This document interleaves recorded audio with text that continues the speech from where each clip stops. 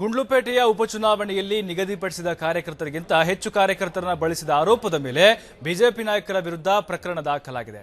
BJP ಅಭ್ಯರ್ಥಿ Niranjan Kumar BS Yediyurappa ನೇತೃತ್ವದಲ್ಲಿ 100 ರಿಂದ 150 ಜನ ಪ್ರಚಾರ ಕಾರ್ಯದಲ್ಲಿ ತೊಡಗುತ್ತಾರೆ ಅಂತ ಚುನಾವಣಾ ಅಧಿಕಾರಿಗಳಿಂದ ಅವರು ಅನುಮತಿ ಪಡೆದಿದ್ರು. ಆದರೆ ಪ್ರಚಾರ ಕಾರ್ಯದಲ್ಲಿ 700ಕ್ಕೂ ಹೆಚ್ಚು ಕಾರ್ಯಕರ್ತರನ್ನ ಬಳಸಿಕೊಳ್ಳಲಾಗಿದೆ. ಅಲ್ಲದೆ ಕಾಲ್ನಡಿಗೆಯಲ್ಲಿ ಮತಯಾಚನೆ ಮಾಡೋದಾಗಿ ಅನುಮತಿ ಪಡೆದಿದ್ರು. ಆದರೆ ತೆರೆದ ವಾಹನದಲ್ಲಿ ಧ್ವನಿವರ್ಧಕಗಳನ್ನು ಬಳಸಿಕೊಂಡು ಪ್ರಚಾರ ಕಾರ್ಯವನ್ನ ಮಾಡಿದ್ದಾರೆ. ಈ ಹಿನ್ನೆಲೆಯಲ್ಲಿ ಚುನಾವಣಾಧಿಕಾರಿ ನಳಿನ್ ಅತುಲ್ ಬಿಜೆಪಿ ನಾಯಕರ ವಿರುದ್ಧ ಕ್ರಮ ಕೈಗೊಂಡು ಗುಂಡ್ಲುಪೇಟೆ ಪೊಲೀಸ್ ಠಾಣೆಯಲ್ಲಿ ಪ್ರಕರಣವನ್ನ ದಾಖಲಿಸಿದ್ದಾರೆ. ಗುಂಡ್ಲುಪೇಟೆ ಉಪಚುನಾವಣೆಯಲ್ಲಿ ನಿಗದಿಪಡಿಸಿದ ಕಾರ್ಯಕರ್ತರಿಗಿಂತ ಹೆಚ್ಚಾಗಿ ಕಾರ್ಯಕರ್ತರನ್ನ ಬಳಸಿಕೊಂಡಿದ್ದಾರೆ ಅಂತ ಹೇಳಿ ಈಗ ಬಿಜೆಪಿ ನಾಯಕರ ವಿರುದ್ಧ ಆರೋಪ ಕೇಳಿ ಬರ್ತಾ ಇದೆ. ಪ್ರಕರಣ ಕೂಡ ದಾಖಲಾಗಿದೆ.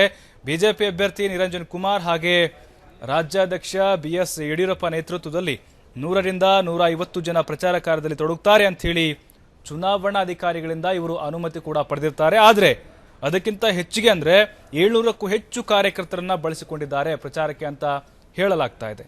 ಈ ಬಗ್ಗೆ ಇನ್ನಷ್ಟು ಮಾಹಿತಿ ಕೊಡ್ತಾರೆ ನಮ್ಮ ಪ್ರತಿನಿಧಿ ಸುಂದರ್. ಈಗ ಗುಂಡ್ಲುಪೇಟೆ ಉಪಚುನಾವಣೆಯಲ್ಲಿ ಸಾಕಷ್ಟು ಅಂದ್ರೆ 700ಕ್ಕೂ ಹೆಚ್ಚು ಕಾರ್ಯಕರ್ತರನ್ನ ಬಳಸಿಕೊಂಡಿದ್ದಾರೆ, ಧ್ವನಿವರ್ಧಕ ಬಳಸಿಕೊಂಡಿದ್ದಾರೆ ಬಿಜೆಪಿಯವರು ಅಂತ ಹೇಳಿ ಆರೋಪ ಕೇಳಿ ಬರ್ತಾ ಇದೆ. ಸದ್ಯಕ್ಕೆ ಚುನಾವಣಾಧಿಕಾರಿಗಳು ಏನ್ ಹೇಳ್ತಾರೆ, ಕಂಪ್ಲೇಂಟ್ ಎಲ್ಲಿಗೆ ಬಂತು ಅಂತ? ಏನಾಗಿದೆ ಅಂದ್ರೆ ಚುನಾವಣಾಧಿಕಾರಿ ಬಿಜೆಪಿ ಅಭ್ಯರ್ಥಿ ನಿರಂಜನ್ ಕುಮಾರ್ ಹಾಗೂ ಯಡಿಯೂರಪ್ಪ ಅವರ ಸಮ್ಮುಖದಲ್ಲಿ 100 ರಿಂದ 150 ಜನನ ಕಾರ್ಯಕರ್ತರ ನಡುವೆ ನಾವು ಮತಯಾಚನೆ ಮಾಡ್ತೀವಿ ಅಂತ ಹೇಳಿ ಚಾಮರಾಜನಗರ ತಾಲೂಕು ಯುವ ಮೋರ್ಚಾ ಅಧ್ಯಕ್ಷ ಮತ್ತೆ ಜಿಲ್ಲಾ ಕಾರ್ಯದರ್ಶಿ ರಾಜಶೇಖರ್ ಮೂರ್ತಿ ಅನುಮತಿ ಪಡೆದಿದ್ರು. ಅವ್ರು ಏನ್ ಮಾಡಿದ್ರು ಅಂದ್ರೆ 600 ರಿಂದ 700 ಜನನ್ನ ಬಳಸ್ಕೊಂಡು ವಾಹನ ಕಾಲ್ನಡಿಗೆನಲ್ಲಿ ಮತಯಾಚನೆ ಮಾಡ್ತೀನಿ ಅಂತ ಹೇಳಿ ಅನುಮತಿ ಪಡೆದಿದ್ರು. ಆದ್ರೂ ಅವರು ವಾಹನ ಬಳಸ್ಕೊಂಡು ಧ್ವನಿವರ್ಧಕಗಳನ್ನು ಬಳಸ್ಕೊಂಡಿದ್ರು. ಇದನ್ನ ಪರಿಶೀಲನೆ ಮಾಡಿದ ಚುನಾವಣಾಧಿಕಾರಿಗಳು ಅವ್ರ ವಿರುದ್ಧ ಪ್ರಕರಣ ದಾಖಲಿಸಿ ಗುಂಡ್ಲುಪೇಟೆ ಪಟ್ಟಣದ ಪೊಲೀಸ್ ಠಾಣೆಯಲ್ಲಿ ಪ್ರಕರಣ ದಾಖಲಿಸಿ ಅವ್ರ ಮೇಲೆ ಕ್ರಮ ತಗೋತೀನಿ ಅಂತ ಹೇಳಿ ತಿಳಿಸಿದ್ದಾರೆ. ಪ್ರಭು, ಹಾಗೆ ಸುಂದರ್, ಈಗ ನಿರಂಜನ್ ಕುಮಾರ್ ಅಭ್ಯರ್ಥಿ ಅವ್ರೇನಾದ್ರು ಈ ಬಗ್ಗೆ ಪ್ರತಿಕ್ರಿಯೆ ನೀಡಿದ್ದಾರಾ? ಅವ್ರ ಗಮನಕ್ಕೆ ಬಂದಿದೆ ಈ ವಿಷಯ ಅಂತ?